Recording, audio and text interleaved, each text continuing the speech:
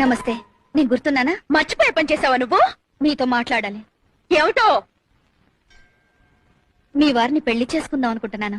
పోసిని అఘాత్యం కూలా నీకు నా మొగుడే దొరికాడంటే, పైగా నా మొగుడిని పెళ్లి చేసుకుంటానని నా దగ్గరే చెప్తావా? నీ గుడ్లు పీకేస్తా, నిన్ను నిలువునా పాటేస్తా. మీరు ఇలా ఆవేశపడ్డంలో అర్థం ఉంది. అర్థమా? అర్థం ఉన్నారా? మీరు కోపం తెచ్చుకోకుండా నేను చెప్పేది వినండి. ఆ తర్వాత మీ ఇష్టం వచ్చినట్టు చెయ్యండి. త్వరగా చెప్పేడు.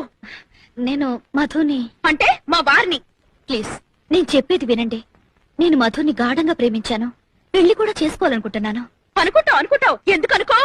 కాస్త శాంతంగా వినండి. మధుని పెళ్లి చేసుకోకపోతే నేను చచ్చిపోతాను. ఆ పంచాయి తల్లి పేడ బిరగడైపోతుంది. మీరు నన్ను మాట్లాడనివ్వడం లేదు.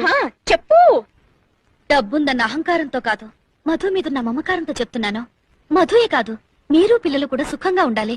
అందుకని మధుని పెళ్లి చేసుకోవడానికి మీరు అనుమతిస్తే మీకు ₹1,00,00,000 ఇస్తాను.